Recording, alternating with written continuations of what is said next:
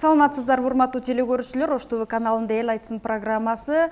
Аны мен Феруза Ашымбаева, ошондой эле кесиптешим Азамат Баитов алып барат. Негизи бул программада биз коомдогу болуп жаткан көйгөйлүү жана актуалдуу маселелерди алып чыгып, эл менен биргеликте талкуу кылабыз. Ооба, ошондой маселелердин бири мынакей өлкөдө деги эле дүйнө жүзүндө кеңири кулаш жайган СПИД деги эле кургак учук сыяктуу эң коркунучтуу оорунун бири бул гепатит. Статистикалык маалыматтарга таянсак, дүйнө жүзү боюнча дал ушул гепатиттин С, Б түрү менен жабыркап 1 миллиондон ашык адам көз жумат. Анан дагы 2 миллионго жакын адам дал ошол ийне саю же болбосо тиш дарылануу аркылуу бул ооруларды жуктуруп алып, жабыр тартып келе жаткандар дагы бар. Ооба, чындап эле бул ооруну биз социалдык баракчалардан байма-бай жакындан бери угуп калбадыкпы, Азамат? Чындап эле бул оору эмне күчөп жатабы? Адамдар эмне үчүн бул кайдыгер мамиле жасап жатат, канткенде жугат? Бул ушул гепатит оорусу боюнча бүгүн кенен сөз кылабыз. Анда эмесе биз программабызды баштайбыз. Темабызга байланыштуу конокторду дагы чакырганбыз. Саламатсыздарбы? Кош келиңиздер.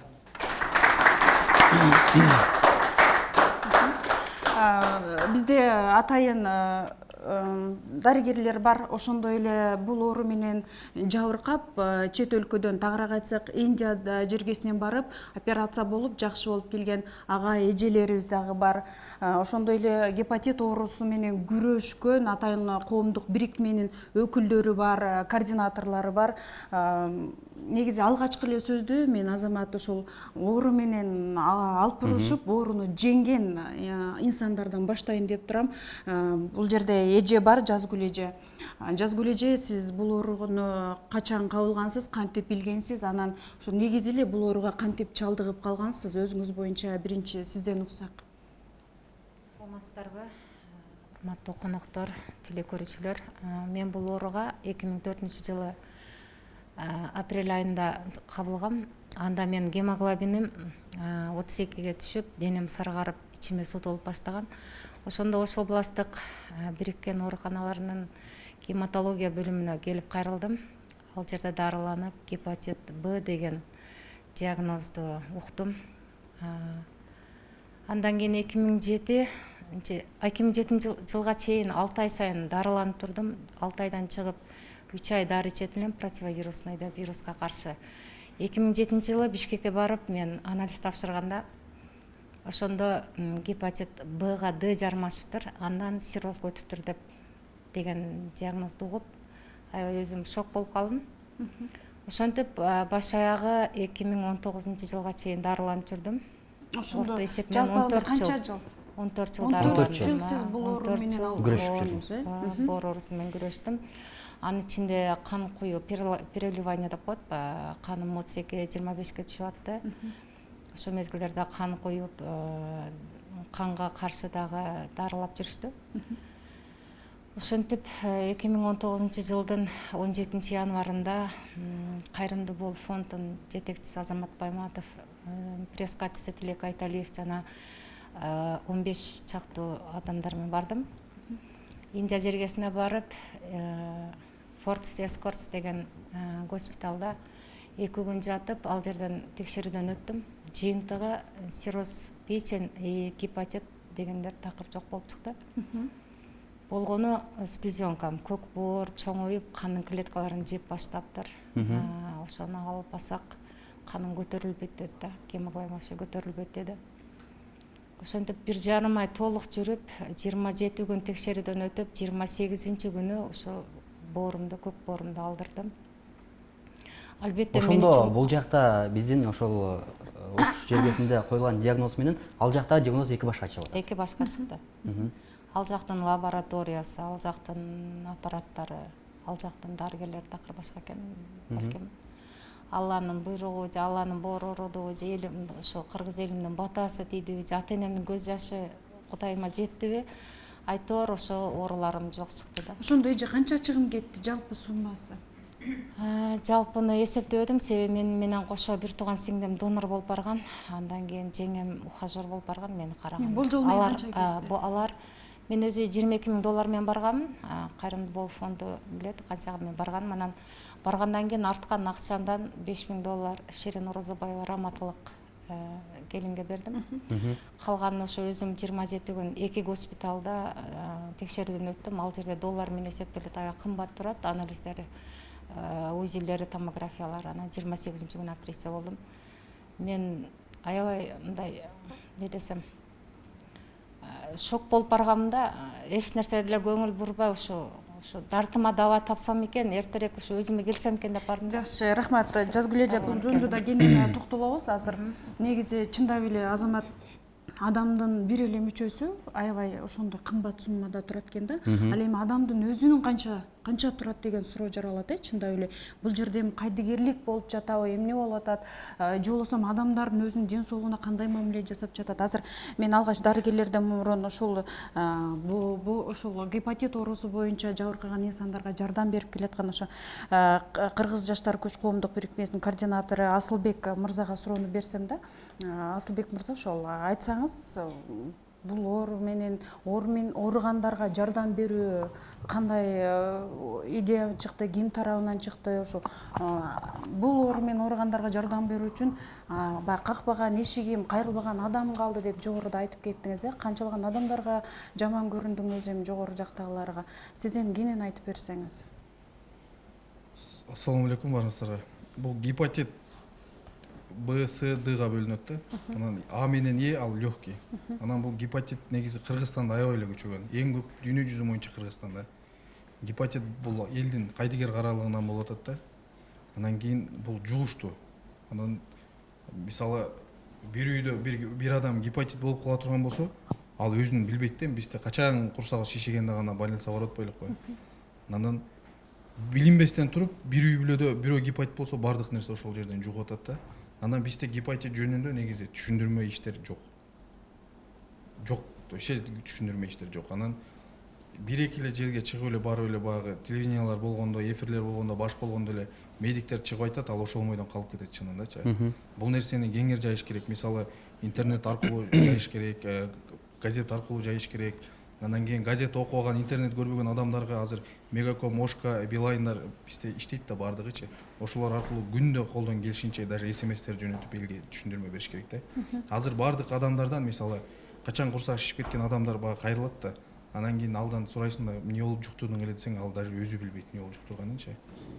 Ошол себептен улам элге ушундай маалыматтарды бардыгыбыз жеткиргенибизде бул нерсе бизде болбойт болчу да. Андан кийин азыр Демек, азыр бизде маалыматтын аздыгы болуп атат. Анан боорго мисалы акча чогулткан бул бардык эле чогултуп барып эле боорун алмаштырып келген жок да. Анын ичинде чогултуп атканда баягы өтүшүп кеткен адамдар көз жумуп калат, каза болот. Акчасы мисалы акча чогулганга чейин операцияга барып, операцияда кирип, ал жерден операциядан чыкпай калат. Боорун алмаштырып келгенден кийин булар азыр дары дармек менен жашайт да. Ал дары дармегин ичпей койгондо боор атып бири-бирин кой берет да. 30% боор калып, 70% боорду салат. Адан каза болот, ошондой нерсе. Буга көңүл бурган адам жок болуп атат да. Анан азыр бардык мисалы базарларга кирбеңиз, Ош Бишкек жолунда кайсы жерге барбаңыз, кагылайын кыргыз элим деп аябай эме болуп кетти да. Рахмат жоңуңуз үчүн. Эми дагы ушул гепатит оорусу боюнча дагы да мындай кененирээк түшүндүрүп берүү үчүн биз атайын дарыгерди чакырганбыз. Ош областтар аралык бириккен клиникалык ооруканасынан келип отурасыз. Курсунали мырза, эми келсеңиз мындай кененирээк түшүндүрүп берсеңиз, деги эле ошол гепатит деген оору кандай, кантип жугат, анын жугуу жолдору, канткенди алдын алабыз. Мынакей анан биздин ошол Жазгыл эжекебиз айтып өттү жогоруда. Бул жакта дартты башкача койду, ал жакка барсам башкача депчи. Эмне үчүн мындай болуп атат? Саламатсыздарбы? Туура суроо бердиңиз. Биринчиден гепатит оорусу тууралуу айта кетсем, гепатит оорусу өзү негизинен кандан жуккан, анан абадан жуккан болуп эки түргө бөлүнөт да. Ал эми А, Е деген түрлөрү бул жигит айткандай жеңил формалары, ал формаларында Ада. Айрыкча жаш балдар ооруйт, 15 жашка чейинкичи. Алар анын лечениясы мындай диета сактап, режимди сактаса деле ал 100%га сакайып кетет. Ал эми бул Б, С, Д деген түрлөрү бул кан аркылуу жугат. Бул ооруда белгилери болбогондуктан көпчүлүк бейтаптар кабылдоолору байкалгандан кийин байкап калышат да. Андан кийин бизге кайрылышат. Бул жерде мындай бул оору жуккандан кийин скрытый формасында жүрө берет да адамдын канындачы, белгилери байкалбай. Эми мындай белгилери жанагы кирип чыккандай эле кичине алсырап, тамакка табити жок болуп, ушундай мезгилде эле баягындай өнөкөт оорусуна өтүп кетет да. Эми биз бул өнөкөт формасын өткөндөн кийин, дагы баягы боор курга бүткөнгө чейин ичи көп ушундай кусуп болгондо кеч кайрылып атат да биздечи. Себеби бул жактын немесине мен 100% кошулам. Себеби дегенде бизде ушул гепатиттер тууралуу эч кандай информация аз болуп атат. Информацияны ким таратыш керек ушу гепатит оорусу боюнча? Эми биз дарыгерлер баарыбыз алыбыз жеткенче аракет кылып түшүндүрүү иштерин жүргүзүп атабыз бүгүнкү күндө. Ал эми биз мондой соцсеттерге бул мамлекеттик деңгээлде дагы мындай көңүл бөлүнүш керек деген ойдомун да. Анан бул гепатит оорусу бир эле Кыргызстанда эле көбөйгөн жок. Бул дүйнө жүзү боюнча эле бул оору боюнча бардык мамлекет эле күрөшүп келип атат. Бул деген акыркы мезгилдерде бүткүл дүйнөлүк саламаттыкты сактоо уюмунун 2030 жылга өзүнчө стратегиялык планы бар. Бул ушул гепатит оорусун жугузган бейтаптардын кабылдоолору 60% азайтуу жана гепатиттин Б, С, Д түрлөрүн жугузбоонун алдын алуу үчүн бир 90% азайтуу максатында ар бир өлкөгө сунуштар берилген. Ал сунуштардын негизинде биз деле Кыргызстан мындай четте калбастан 524-буйрук чыккан. Ошол буйруктун негизинде биз мына бүгүнкү күндө саламаттык сактоо министрлиги тарабынан ушинтип жанагындай мобилдик клиника деп түзүлүп, ар жерлерге айыл өкмөттөргө, айылдарга барып, бекер ушул гепатитти Б, С, Д түрлөрүнө текшерилип жүрүп жатат азыркы күндө дагы. Андан сырткары УЗИ, ВИЧ инфекциясына дагы ушул изилдөөлөр жүрүп атат. Анан ошол буйруктун негизинде мына боюнда бар аялдарды каттоого турган мезгилде сөзсүз түрдө ушул эки түрүндө текшерилип атат. Ал жерден дагы бизге ушул мобилдик клиникадан, анан ушул боюнда аялдар кайрылганда көпчүлүк пайызынан ушундай түрлөрү чыгып, бизде кайрылгандар күндөн күнгө өсүп атат да. Жакшы, Кустаналы мырза, сиз жогоруда айттыңыз, бул оор эми бир эле Кыргызстанда эмес, дүйнө жүзү боюнча депчи, бирок эми дүйнө жүзү боюнча деп айтып, анан бул баарында эле болуп атат, бул баарында эле көйгөйдүп отура берсек, андан дагы болбойт да. Эми Нургазы мырза айтып кетпеди белечи, буга чейин ошол жогорку кеңештечи, азыр Кыргызстанда ошол 100 миңден ашуун деп, бул оору менен ооруган 100 миңден ашуун деп. Чындап биздин калкыбыз өзү 6 миллион калк болсо 100 миң өтө эле көп да. Эми дагы ошол 100 миң адам да канча адамга жугузат, өтө коркунучтуу. 100 миң айтылган, ал мындай такталганы да. Такталбай жүргөнү канча? Мисалы Россияда жүргөндөр канча? Билбей жүргөнү канча? Билбей жүргөндөр. Азыр мисалы могул жерде студенттер отурат. Студенттерге деле мисалы суроо берип көрсөңүз, гепатит меден жугат депчи. Буларда түшүнүк жок да. Ошону элдерге түшүндүрмөнү жакшыраак бериш керек болуп атат да. Сиздин оюңузча ошо кимдер түшүндүрмө бериш керек? Түшүндүрмөнү азыр бул жерде бардык медицина менен биргеликте жарандык активисттер деле кылып берсе болот. Жапатырмак эл. Жамаат биригиш керек болуп атат да баарыбызча. Андан кийин азыр бизде бул жерден кайсы жерге кирбей гепатит көп дейбиз. Эмнеден жукту деген нерсени эч ким билбейт да. Ошол жөнүндө да бул силер айтып өтсөңүздөр жакшы болмок. Анан бул жерден дагы айтып өтөлүк. Көбүнчө көп жерде Кыргызстан боюнча эле биз айланып жүрүк да, ошол жерде айтат, көбүнчө эле оош Жалал-Абадта экен. Демек түштүк чергесинде көбүрөөк экен. Бизде элдин, калктын саны көп да. Ошол себептен болуп атат. Анан бул гепатит мисалы сулуулук салондордон, тиш доктурлардан, мисалы жана хижама кылган жерлерден, половой контакт аркылуу да жугат атпайбы? Көптөр ошо неме кылып атат. А бул тиш щотка аркылуу да жугат да. Мисалы щотканы баары мондай жерде тура турган болсо, жугуп туруп коюп койсоң ошол жерде болот. Анан көбүнчөсү жаш балдар Россиядан да жуктуруп келип атат да. Анткени Россияда санкнижка, медкнижкага келгенде баарысы эме кылат да, өтүшпөйт да ал жерденчи. Баарысы эле 50-60тын паспортун топтоп туруп эле бир берет, документтерин чогултуп, жана санкнижкалар. Ал жерден барып туруп эле печатты бастырып алып келип коет. А квартираларда 3төн 4төн жашайт да. Ошол жерден зумный щотка аркылуу да жугат да. Ошол нерсени мисалы Кыргызстандагыларга макул бул жактан угуп алат. Маалыматты ошол жака да жеткириш керек болуп атат да. Жакшы, негизи бул ооруга каршы вакцинация да жүрүп турат да, Жок, бул вакцина Насибеже боюнча, Насибеже, Сиздерде мисалы канчадан, мисалы бекерби же акчабы, акча болсо канча сомдон? Азыркы Ошондо учурда канча- жеткиликтүүбү? Чындап эле жеткиликтүүбү? Канча адамдарга вакцинация жүргүзөсүздөр? Саламатсыздарбы? Ушул боюнча мен жооп берип кетсем, бизде мына гепатит оорусуна каршы вакциналар бар. Эми кайсы ооруларына бар? Азыр айтып кетти, буякта дарыгерлер гепатит А оорусу бар, Б оорусу бар, С, Д, Е оорусу бар дейт экен. Биринчиси парентеральный путь заражения деп коет. Биринчи баягы суу аркылуу, баягы кир, кол аркылуу жуга тургандар, булар А менен Е оорусу. Студенттер деле жакшы билет буну. Булар парентеральный вид деп коет. Экинчиси бул энтеральный деп коет. Энтеральный, то есть парентеральный деген кан аркылуу жуга тургандар. Кайсылар келет? Гепатит Б, гепатит С и гепатит Д. Ошолорду буларга каршы кандай иш кылуу керек? Например, буларды жукпаслык үчүн алдын ала кандай немелер бар? Профилактика деп коет. Ошонго гепатит Ага бизде азыр вакцина бар. Бирок бул өкмөт жактан каражат албаган. Каражат жетишпегендиктен гепатит Ага вакцинация эмдөө жасалбайт. Гепатит Б оорусуна болсо 1999 жылдын 1-апрелинен баштап бала төрөлгөн учурда роддомдо 24 саат ичинде баягы вакцина жасалат. Жасалгандан кийин ал пентавакцина деп коет. Экинчиси 2,5 айлыгында жасалат, үчүнчүсү 3,5 айлыгында жасалат, кийин 5 айлыгында жасалат. Ошондой кылып 3 вакцинанын немеси дозасы жасалат. Ол вакцина так срогу бар анын 8 жылга 10 жылга вакцина алгандан кийин эч кандай гепатит Б менен оорубаслык керек, оорубайт. Анан Эмнеге ооруп атышат анда? Жок, дагы мындай да. Азыр мына карасаңыздар 1999 жылдан буяктагы балдар уже ооруп айтат. До этого ооруп атат. Ошо мындай бизде мындай статистика бар да. Мына статистиканы карасаңыздар, именно кайсы жаштагылар 96 дейм, 96, 97 ооруп атат.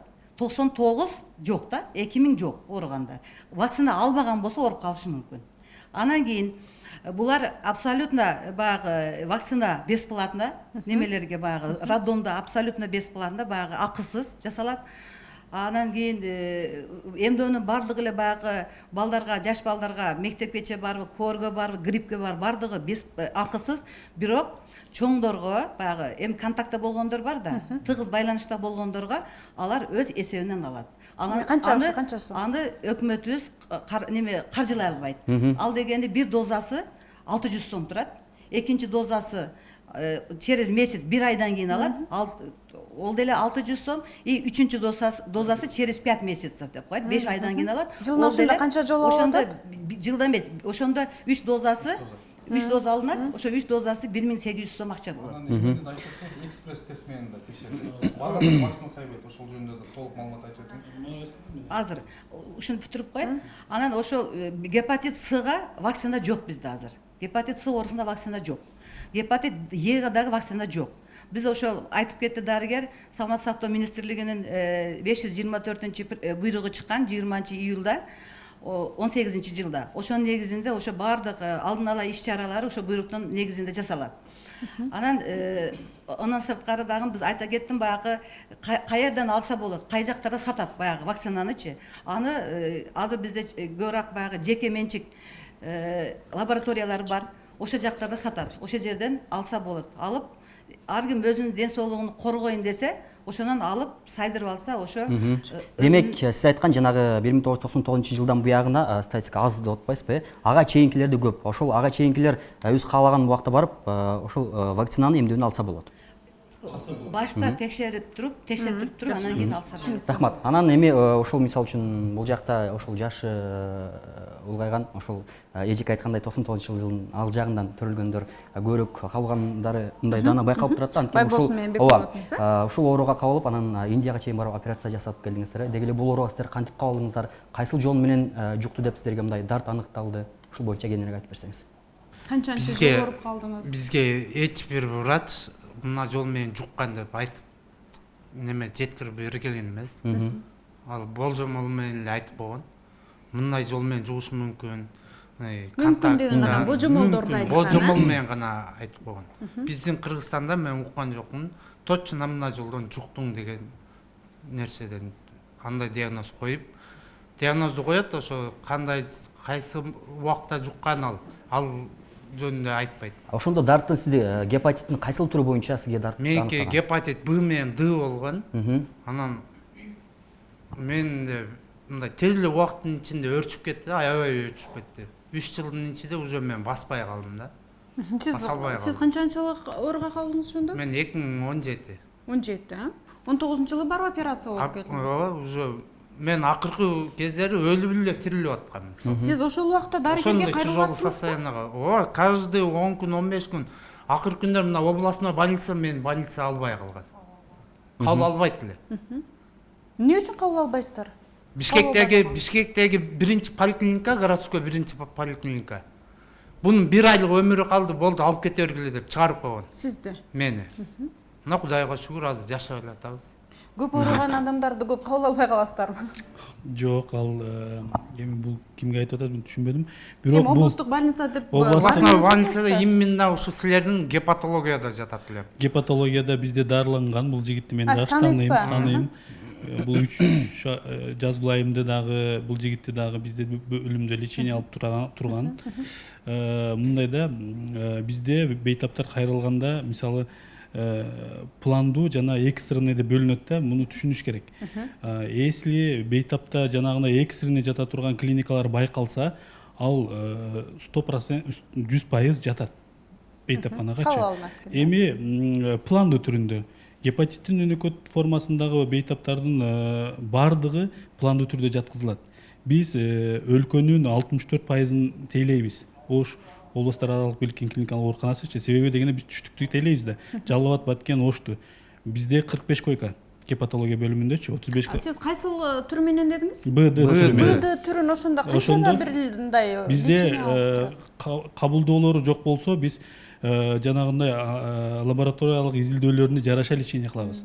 Биз келген бейтаптын баарын жаткыза берсек, ал койкага батпайт. Ошондуктан биз туура түшүндүрөбүз. Ошону биздин жарандар кээ бирлери терс кабыл алып атат да, ошону түшүндүрүш керек. Бирок мынакей айтып атпайбы өз сөзүндө Бишкектеги клиника мени 1 ай өмүрүң калды деп чыгарып койду деп атпайбы?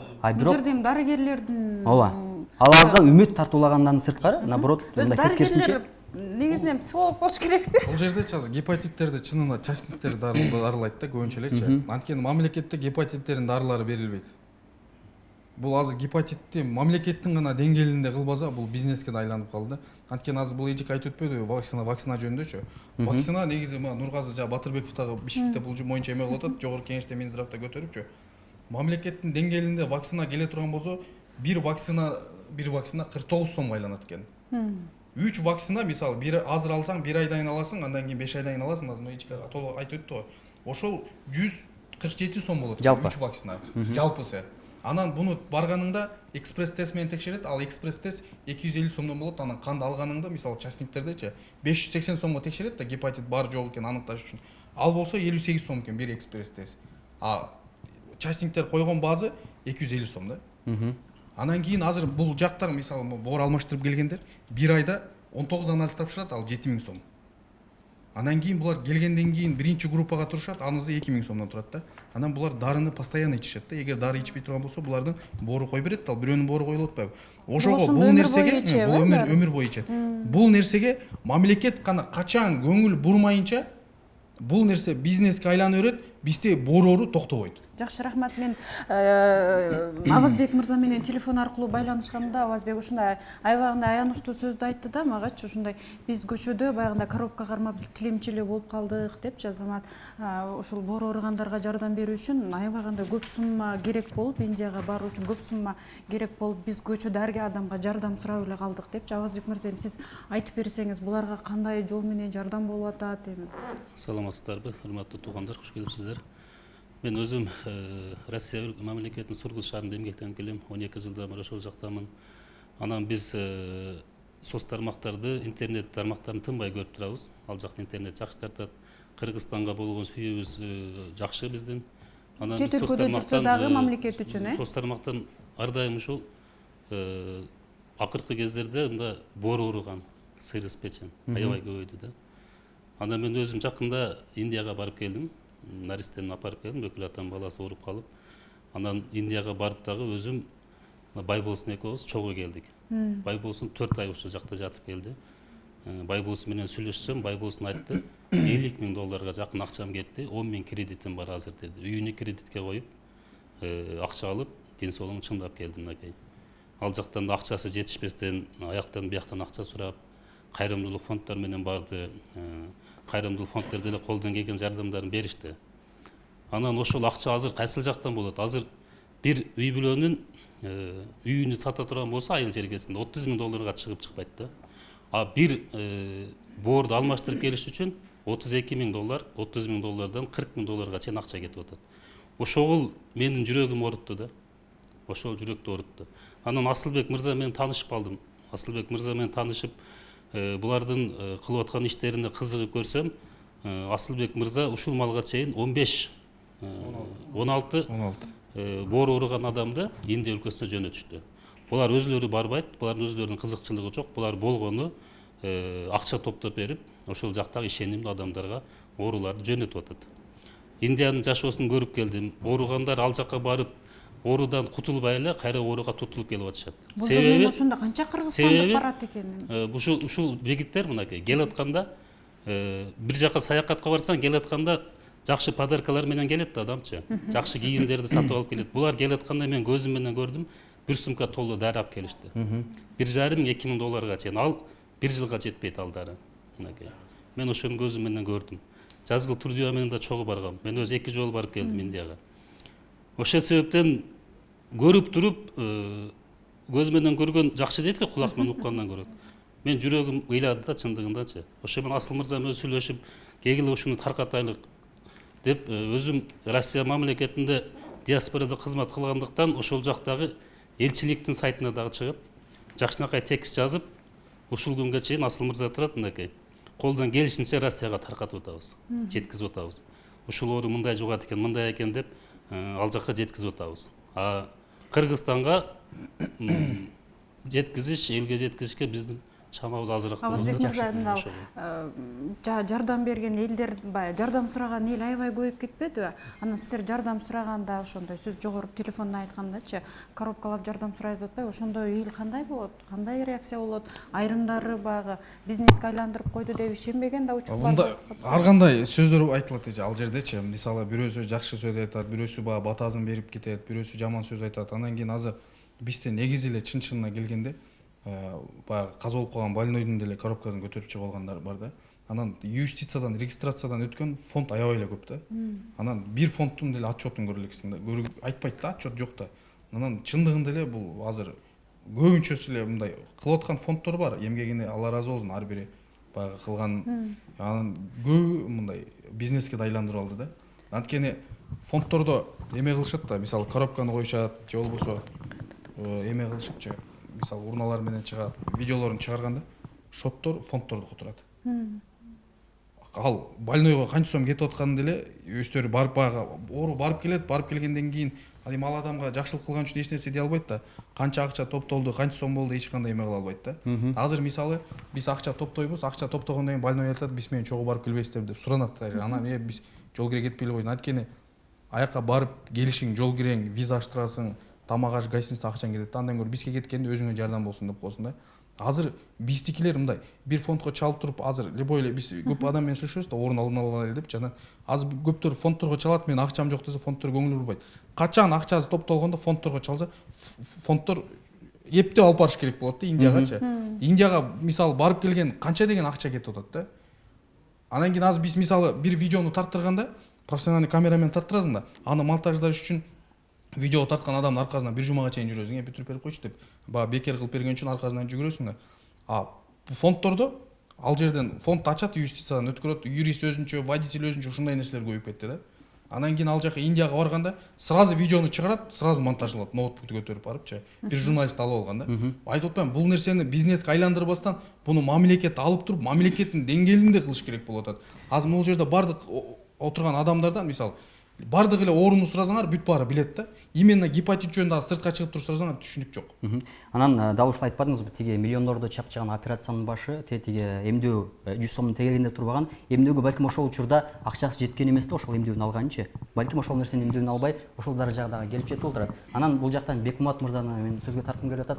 Айтыңызчы, канча жалпысынан алганда канча каражатты чапчыды ушул Каражатты каяктан таптыңыз? каражатты каяктан таптыңыз? Assalomu alaykum. Qirg'iz el. Biz ақшаны жарымдан көбү биздин өзүндөн чыкты. Ал жака барганда 26 000 ақш долларында немеге операцияга төлөдүк. Калганы дары тармек ушундайлар болду. Где-то 32 000 доллар кетти.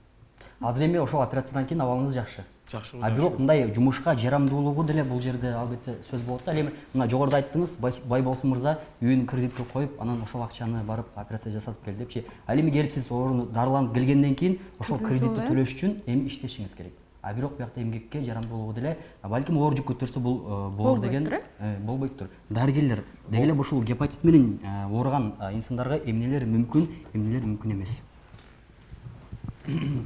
Биринчиден бул тамак маселеси.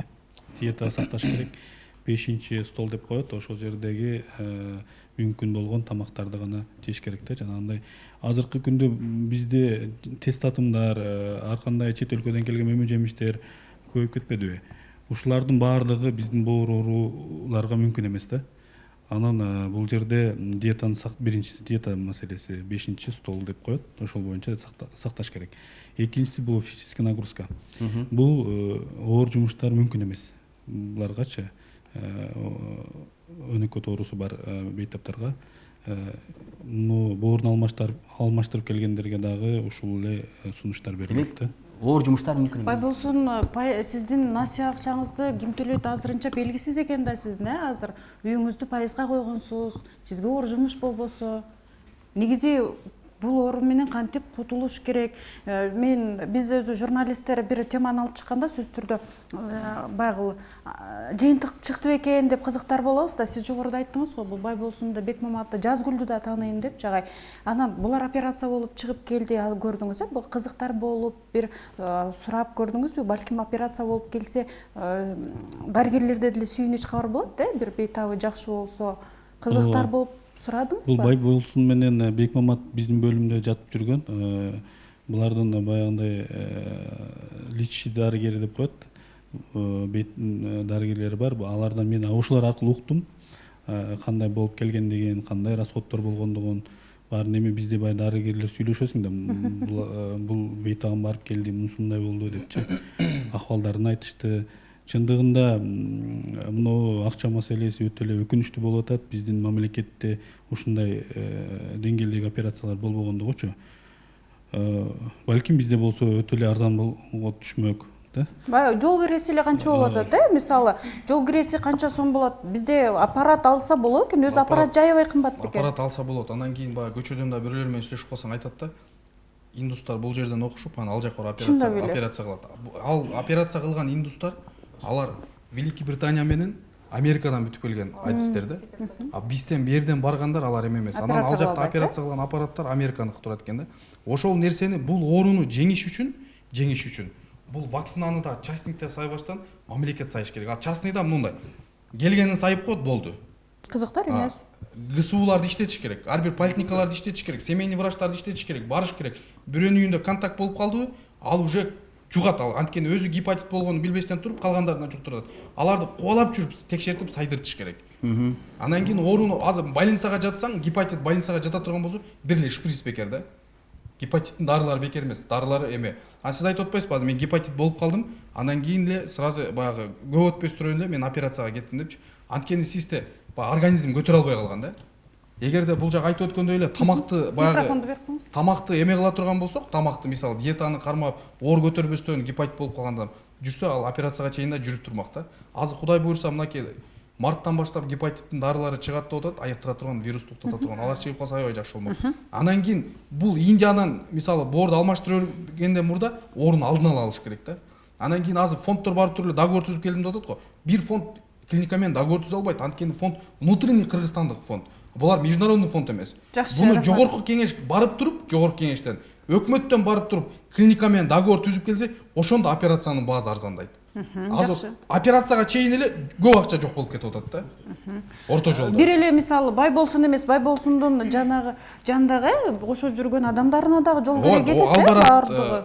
донор кошулуп барат. Донор сиз менен. кошулат, И сөзсүз анын түрдө, жанында обязательно бир тууганы, ишеничтүү бир тууганы барат да. Авазбек кошумчаңыз барбы сиздин? Мен да кошумчалап кетейин дедим эле. Кече ушу анализ текшерип, вакцина сайдырыш үчүн биз айылда демилге көтөргөнбүз. Таш көмөр шаарына уже келди, Жалал Абадтан адистер. Анан мен өзүмүн Кудуксай деген айылда жашайм. Кудуксай айылыма ушул Асылбектен келген бааларды айтып берсем, маркер вирустун гепатит В боюнча 250 сом, маркер вирусту гепатит С 250 сом, канын алуу 80 сом экен. Ошондо 580 сом бул текшерүү болуп атат. Бул уже частный. Если эмдөөдөн оору табылбаса, адам таза болсо, вакцина сайдырыш үчүн биринчи эмдөө 390 сом. Мынакей менде тарифи турат. Мен ушул немени эсептеп көрсөм 870 сом акча болду. Өзүмдүн айылымдагы группага 150ден адам бар. Келгиле ушуну алдын алып, эмдөө кылдырайлы бардыгыбыз ушуну сайдырайлы деп кече WhatsApp группага жөнөтсөм, эч ким жооп бербеди да. Себеби бир үй бүлөдө 5 адам болсо, 5 адам 4000ден ашык акча кетет экен. А менин бир досум айылда насоста иштейт, 5000 айлык алат. Мынакей. Эгер аны вакцинага берип койсо кантип Ошону жашайт? вакцинага берип койсо, сурутулат бала да. чакасы бар, анын башкасы бар. Ошонга ушул жагы кыйын болуп, адамдар текшерилгисе келип атат. Бирок каражат маселеси жок болуп атат да. Бул жерден Ошол жагы эң өйгөй болуп атат бизге чечилгендер. Бир жагын туура сиздин сөзүңүз, каражат жагынан болуп атат. Экинчи маселеси элде маалымат жок. Эми мисалы элде маалымат жок болуп атпайбы? Түшүндүрмө маалымат жок. Если частныйлар айтып атам го, келгенин гана сайып коюп отурат да. Если мамлекеттин деңгээлинде боло турган болсо вакцинаны, обязательно эл олордун алдын алат. Анан ушул жерден дагы бир суроо туулду да. Чындыгында элде маалымат жок, ошол маалымат жок эл балким ошол ооруну таркатып аткандыр. А бирок маалыматы бар медицина кызматкерлери деле, мисалы үчүн тиш дарыгери же болбосо мени сайып аркылуу ушул мына 2 миллиондон ашык инсан ушул гепатиттин жабыркайт экен да. Деги эле ушул балким медицина кызматкерлери жылына канча жолу ушундай бир мед кароодон өтүп турасыздар, ушундай иштер болсо кандай чара Анткени көрүш керек Нургазыны дегендей. деле дарыгерлер аркылуу жугузду деген да, өзү эле айтпадыбы? Керек болсо ошол дарыгерлер аркылуу жугузган бала, мынакей айтып өттүңүз, ошол дарыгер дагы эле иштеп атат. Мындай да, азыркы учурда бизде толук маалымат десем ката болот, бирок действительно азыр бизде мынабы шаарда үй бүлөлүк дарыгерлер борборлору бар. 12 борбор бар. 12 борбордо үй бүлөлүк дарыгерлер бар, ар бир участкага. Ошолор участканын медайымы бар, участканын врачы бар, дарыгер. Ошолор ошо кайсы участкадан чыккан болсо, обязательно больницадан, стационардан чыккандан кийин регистрация кылат. Регистрация кылып туруп, анан ону өзү 3 айда бир, 6 айда бир текшертирип турат. Келип, анализ тапшырат. Маркер вирусный гепатита деген. Б болсо Бга, С болсо Сга ошо направление берет врач. Ошонун негизинде алар келип тапшырат.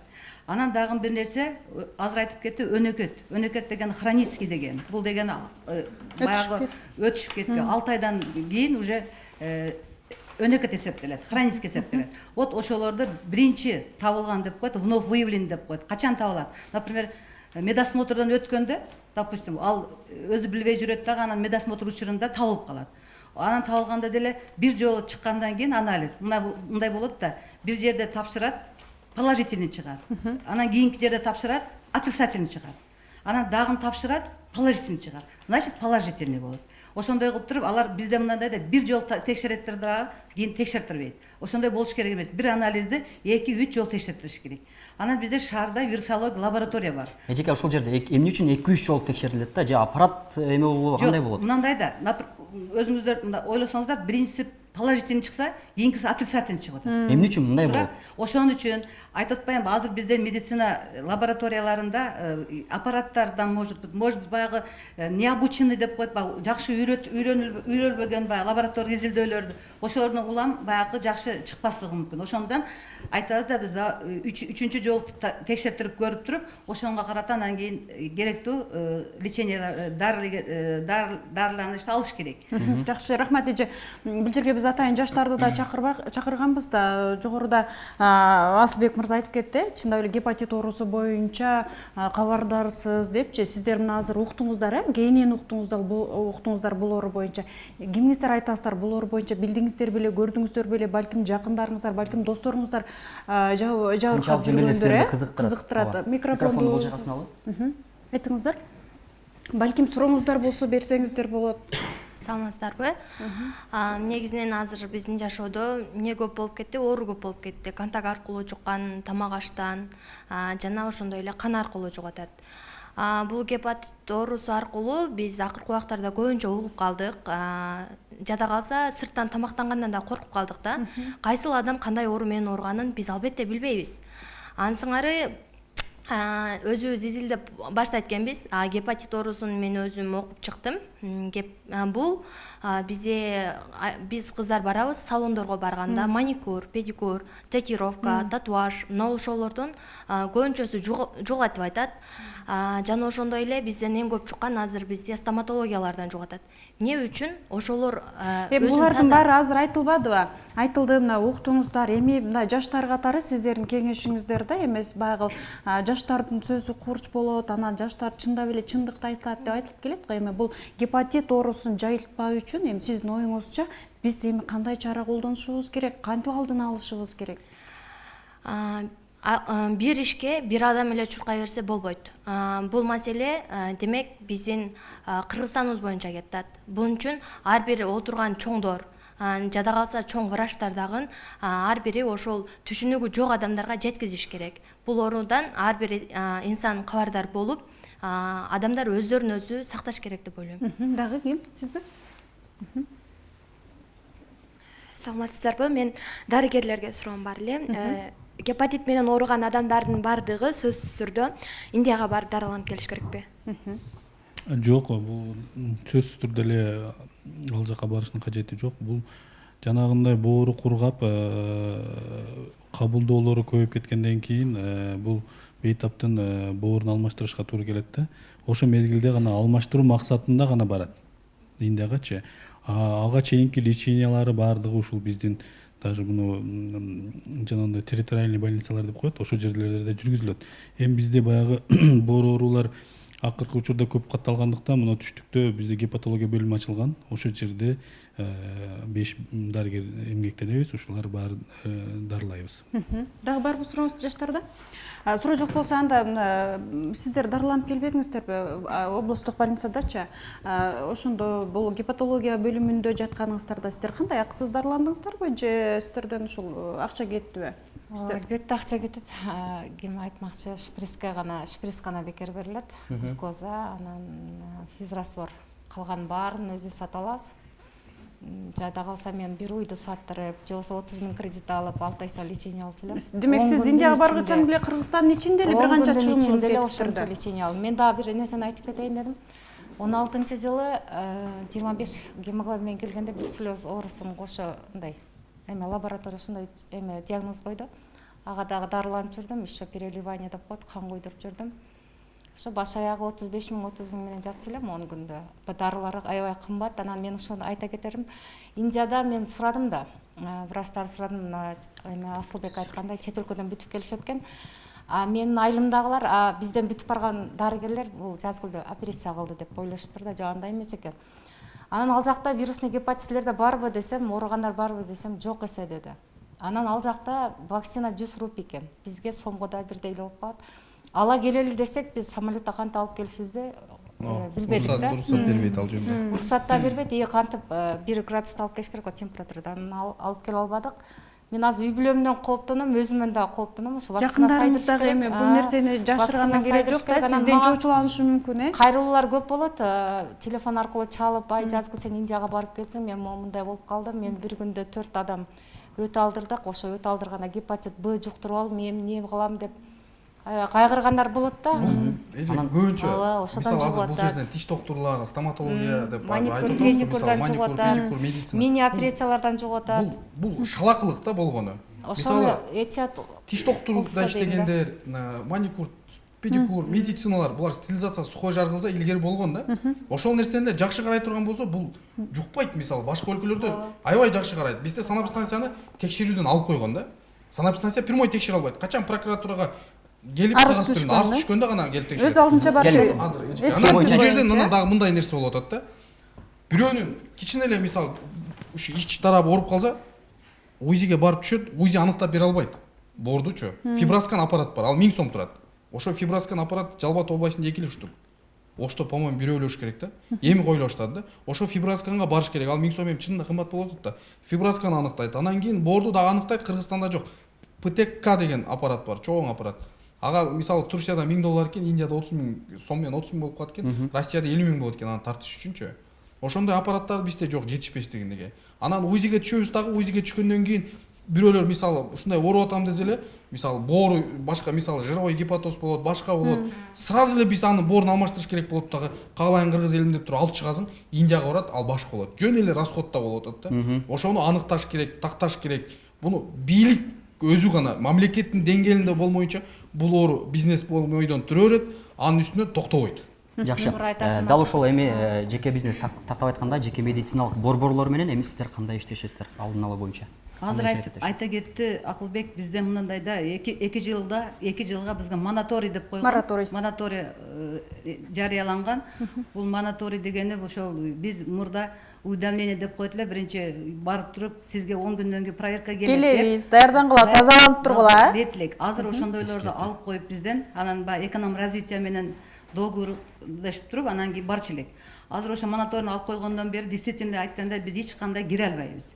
Кирсек деле акыбыз жок. Биз это юридически болуп калат. Кайра силер сотко берет да? Ооба, бизди кайра сотко берет. Жаба албайбыз. Биз качан барышыбыз мүмкүн? Качан, например, биз баягы эпид изилдөө кылабыз го. Эпид изилдөө барып, например, гепатит С чыкты деп бизге экстренный извещение, шашылыш билдирүүчүсү, анан биз барабыз, барып сүйлөшөбүз.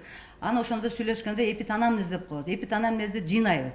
Качан 6 айдын ичинде каяка барып лечение алдыңар? Же эмесе травма алдыңызбы, же эмесе дарыландыңызбы, же тишиңизди дарыладыңызбы, же операция болдуңузбу, же гинекологический болду, род болду, бардыгын изилдеп сурайбыз. Ошондо айтат, 6 айдын ичинде мен мына Өзбекстанга барып тишим дарылаттым дейт, же эмесе операция болуп келдим дейт, же эмесе травма алдым дейт. Ошонун ичинде каякта лечение алдыңыз десем, например, шаарлык ооруканада дейт, же эмесе мына стоматологияда тиш дарылаттым дейт. Ошондо эгер ошол оорулуу бизге справка жазып берсе, ошонун негизинде гана барып ошол тиш дарылык эмесини канасын текшеришибизге мүмкүн да. Жакшы, рахмат. Азбек мырза. Сизге суроо берип койсом болобу? Жакында Таластан Элбирс кармап алды да.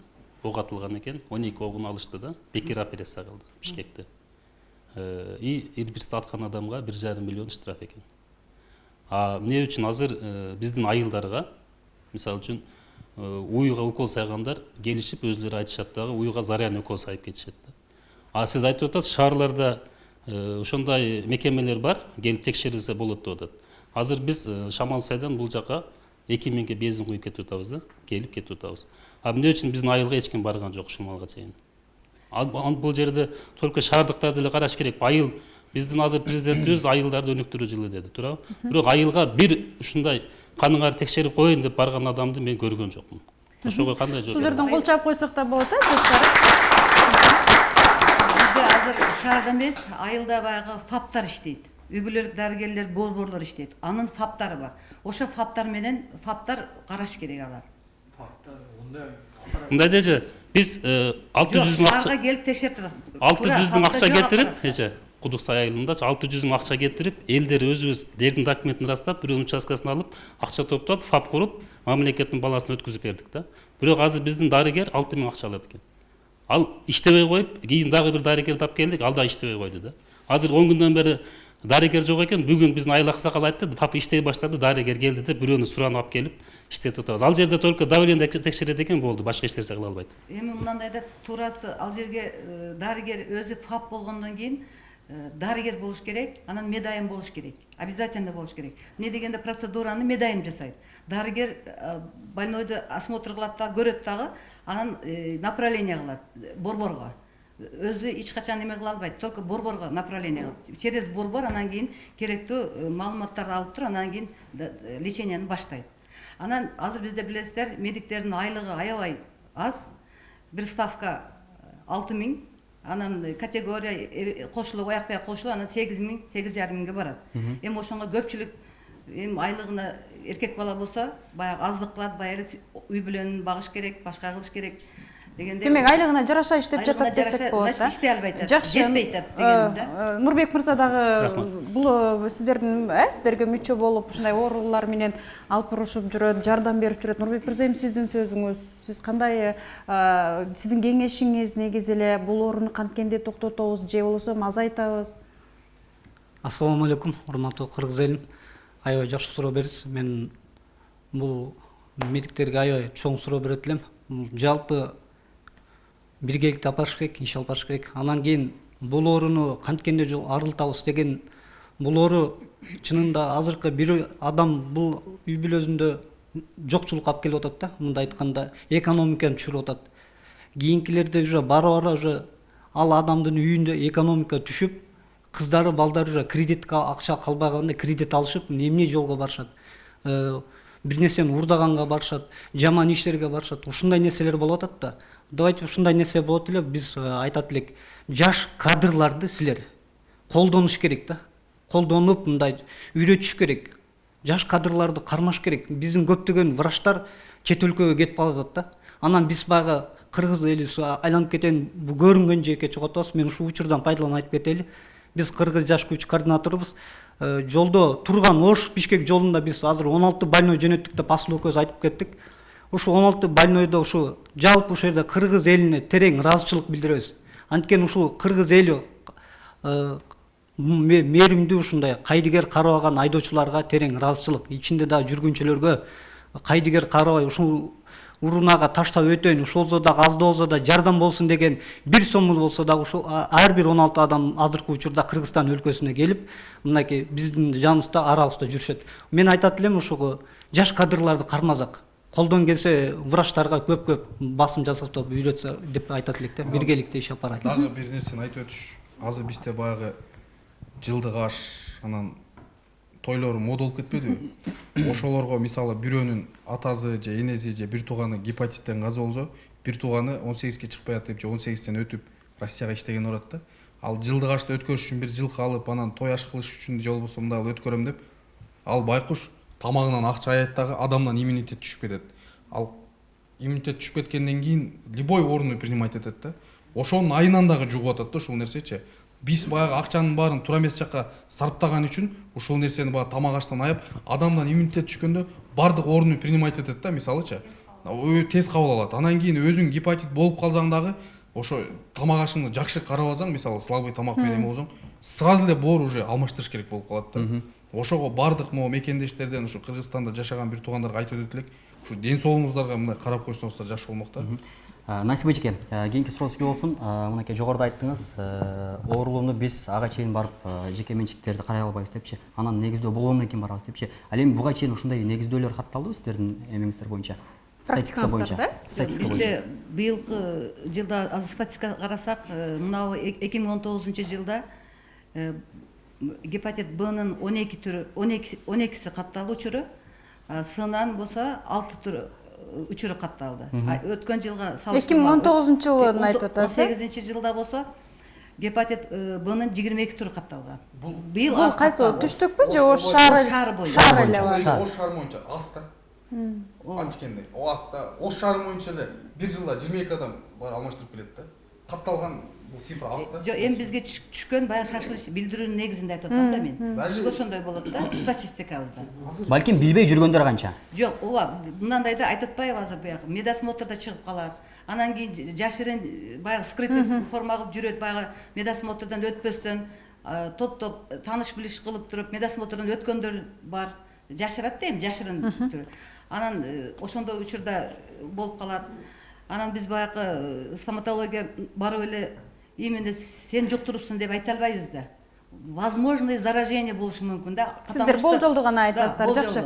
Рахмат. Биз аябай жакшы талкуу кылдык. Эми негизи жыйынтыктап жатып, эми бул оорунун негизи жок кылуу үчүн деп такыр айта албайбыз сөз түрдөчү. Эми азайтуу үчүн, элге түшүндүрүү үчүн дагы биз алдыда кандай кадамдарды ташташыбыз керек? Баарыңыздарга эле бир суроо, өзүңүздөрдүн оюңуздарды кыска айтсаңыздар. Курсанал агай, сизден баштасак. Негизи дарыгер катары сиздин дарыгер катары мен биринчиден ушул ооруну азайтуу максатында бул өздүк гигиенаны биринчиден сакташ керек. Бул бир үй бүлөдө бир бейтап ооругандан кийин бул бизде түшүнүктүн жоктугунан мисалы эркектер бир бритваны бир канчасы колдонгон үй бүлөлөр бар да. Ошон үчүн бир үйдө 5-6дан катталгандар бар. БД деген түрлөрү мененчи. Ошондой мезгилде өтө өкүнүчтүү болот. Анан бир зубный щетканы колдонгондор бар, мочалканы колдонгондор бар. Бул өздүк гигиенага кирет да. Анан ушул сунуштарым ушул азыркы мода болуп кеткен ушул жана жогоруда кыз айткандай салондордон этият болгула. Ушул маникюр, педикюр дегендей татуаж ушулардын баардыгы аны ким билет бир одноразовый менен жасап атабы, ал андан кийин башкага колдондубу, азыр акча табуу максатында кандай гана жолго барып атат элдерчи. Ошон үчүн ушундай жолдордон этият болуш керек. Андан кийин азыр бизде ички сырткы миграция өнүккөн мезгил. Бизде бандай половой контакт менен да жуккан жолдор көп катталып атат. Ошон үчүн ар кандай ушундай случайлардан этият болуш керек. Анын сырткары оорунун оорусу бар адамдарга ушул жанагындай диеталарды сактап, өз убагында ошо дарыгерлерге кайрылып туруш керек. Ушул болуп атат да азыр. Жакшы. Кыскача.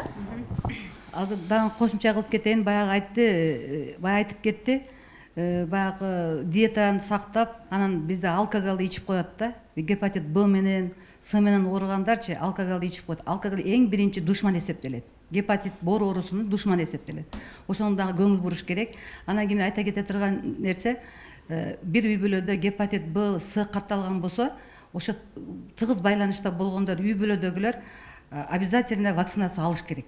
Жакшы, бул эми жеке элге кайрылуу болду. Эми коомчулук биргеликте мамлекеттик кандай күрөшөбүз? Каражат жетишпестигинен албай атат да. Жакшы, рахмат. Керек алыш керек. Азыр бишикте жана Нургазы Батырбеков жүгүрүп атат да, бул моюнча аябай эле жакшы мээнет кылып атат. Анан бир эле Нургазы жүгүрүп атат, же болбосо бир эле коом жүгүрүп атат деп карап отурган, же медицина алып барат деп кылган туура эмес да. Мисалы кечегиде Андрей Малахов бир кыргызга шек келтирген үчүн шоу бизнестин адамдары, жогорку кеңештин депутаттары бардык эл чыгып эме кылышты. Эмне үчүн кечирим сурасын депчи. Ошондой эле сыяктуу боор оорун алып чыгыш керек. Каждый ар бир адам алып чыгыш керек боор оорунучу. Бул будан жугуп атат, бул будан жугуп атат, мындайдан сактаныш керек, вакцинасын алыш керек депчи. Азыр мисалы ошондо айтып чыгышпадыбы, кыргызга шек келтирди депчи. Кыргыз Индияда канча деген адам каза болуп атат. Кыргыз дүйнө жүзүнө акча сурап чыгып кетти. Бул эмне кыргызга шек келтирбейбизби ар-намыска? Ошон үчүн бардыгыбыз биргеликте ушул нерсени алып чыга турган болсок, мисалы каждый блогерлер YouTube каналына киргизсин, Instagram, Одноклассник, Facebook, сайттарга, газеталарга бул нерсени таратып берсек, элге маалымат жетет, анан кийин биз боор оорудан токтолобуз да. Азыр ушул нерсе менен кете турган болсок, биз тарыхта калабыз. Мынчанчы кылымдын же мынчанчы жылдардын элдери боорун алмаштырган депчи. Азыр боор алмаштырып келген адамдар чындыгында, мисалы силер оор дагы көтөрө албайсыздар чынында, туурабы? Тамактан дагы эме болуп калдыңыздар, балаңыздарды көтөрүп дагы көчөдө база албайсыздар чынында. Булар эми байкуштар эме болуп калды да, инвалид болуп калды. Ошол себептен улам буга жалпы эл күрөшүш керек. Рахмат. Эми ошол баягы оорунун кадырын ооруган жан билет демекчи. Силер ушул нерсени башыңыздардан өткөздүңүздөр да. Эми ошол өткөзгөн инсан катары, бул оорунун ошол жүрөктөн сезген катары инсаны кантсек биз оору менен күрөшө алабыз. Акырындан Авазбек мырза жыйынтыктайсак. Эми бул ооруну алдын алып, мен ошол кыргыз элиме айтат элем, ар бириңиздер барып текшерүүдөн өтүп, эгерде гепатиттин бардык түрү жок болсо вакцина сайдыргыла деп айтып кетмекмин да. Андан кийин ошол лабораторияларга да кайрылгым келет. Абдан кылдат текшерсеңиздер, мага окшоп бир адам туура эмес диагноз менен ушундай депрессияга түшпөсүн деп ошону суранып кетким келет. Калган дарыгерлер мага капа болбоңуздар. Силерге ишиңерге ийгилик, ошол вакцинаны колго алсак, элге маалымат жеткирсек. Асылбек айткандай жапа тырмак киришип, баарына түшүнүк берсек, ушуну алдын алсак, аябай жакшы болот эле. Чындыгында түштүк жергесинен аябай көп. Жакшы. Текмамат. Бул оору менен мен 7 жыл оорудум. Анан мен ооруганда үйдөгүлөр вакцина алды да. Себеби мен билем да бул оору менен ооруганда. Үйдөгүлөр ушул оору боюнча ооруп калбайын деп баардыгына вакцина сайдырдык. Анан кыргыз элим сиздерге айтат элем, мен бул оорудан кийин жаман оору экен да бул оору. Даже мындай душманыңа эле каалабайсың да. Бекмамат, сиз ошондо жугузуп алганыңызды билесизби? Эмнеден жугузуп? Мен сакал алдыргандан жуктурганмын. Салондонбу же? Жок. Өзүңүздүн? Чач кыскарткан жана. Ошо чач тараштан, Тойго даярдык көрүп атып ушу сакалымды алдырдым да. Колдонуш керек болчу да. Анан ошол жерден жуктурган. Анан башкалар деле. Сиз ага чейин гепатит боюнча кабарыңыз жок эле, бул оору боюнча кабарыңыз жок эле. 7 жыл дарыландым да мен. Жакшы. Бек Бул неме биз жаман деп эле баарын эле жамандап атабыз азырчы. Мына медиктерди жамандап чыгабыз. Бирок аны жаман деп, өзүбүздү жаман деп жакшыны каяктан табабыз? Баары эле жакшы бизде. Просто мына мамлекет буга неме кыла албай атат. Күчү жетпей атат, мамлекеттин күчү жетпей атат. Ушу мамлекет алыш керек колго ушуну. Бул мына медиктердин же болбосо башка немелердин, мына карапайым элдин немеси эмес. Бул мына министр жанагы саламаттык сактоо министрлиги, ошолор иштей турган иш да өзү. Анан бул жерде мен эми өзүм ооруман жыйынтык айтып өтсөм, бул оору аябай мындай билинбейт да. Билинбей эле жүрө берет, жакшына эле жүрө бересиң, иштеп жүрө бересиң. Анан мындай биз жаш болгонго анан оор жумуштарды көп кыла бергенбиз. Канча жаштасыз азыр? Мен азыр 32-де. Анан ошонун айынан күчөп кетти да, тез эле убакыттын ичиндечи. Стяжка коюп, ошондой оор жумуштарды кыла берген. Анан лечение да жардам бербей калды да. Сиз демек өзүңүз кайдыгер жасапсыз да бул ооруга? Мен өзүм күчөтүү боюнча. Күчөтүү боюнча өзүм неметтим, мойнума аламан. Анан бул жуккан жолдору дагычы. Эми буну эч ким билбейт экен да. Точно сен мына жерде мына деп аны эч ким врачыма кайрылдым. Вивек Вич деген врач, эми чоң врач. Ошонун өзүнө кайрылдым мен. Ушунун качан кайсы убакта мага жукканын билсе болобу десем, жок, ал билинбейт деди. Алар айта албайт да толук маалымат. Анткени ал врач бул жакка постоянно келип жатат да. Мисалы сизге Жок, мен мисалы 4 ай Индияда. Ошо врачтарга күнүгө кайрылам. Ооруйм да себеби. Эми мен ооруп атам. Ушундай аппарат бир капелс берет, өзүңө келип каласың, 2-3 күнгө жетет. Оорудан мурда лечение алган белеңиз бул жерде Мен стоматологияда каякта? Ошо 3 жыл мен лечение кылып эле жүрдүм Кыргызстанда. Жок, ошо биринчи ооруп кайрылганыңызда. Оору эми мен 6 айлыгымда сарык болуп ооруган экем. Анан эми армияга барганбыз. Армияда мисалы 21 курсант элек. Сержантскийде Баарыңыздар бирөө менен бир менен 21 курсанттын сакалын мурутун алып коет. Бир понедельник күнү развод деп коет. Разводко чыгарганда ошо сакал мурутуң таптаза турушуң керек командирлердин астыга. Может ал жоктон чукту, тиш салдырганмын. Может стоматология эффектелет да мындай да. Айтыш кыйын экен, билбейт экенсиң. 1 декабрда Индия өлкөсүнө бардым, 21 декабрь келдим. Ошол 21 күн аралыгында 3 груз 200 жөнөттүк да. Ошол именно ушу Борбордун айынында. Бул өтө өкүнүчтүү туугандар. Биз отуруп алып ыйладык ошол жактачы. Ошого не деймин? Мен кайрылып кетем ушул улуу урматтуу президенти Сооронбай Жээнбеков Шариповичке. Момбеков мырза дагы мойнуна алды. Бул азыркы замандын чымасы деп айтты өзүчү. Ыйык трибунаданчы. Анан саламаттык сактоо министрлигинде. Анан ушу жалпы кыргыз элине кайрылам да. Кегилечи тойлорду токтотуп турайлычы.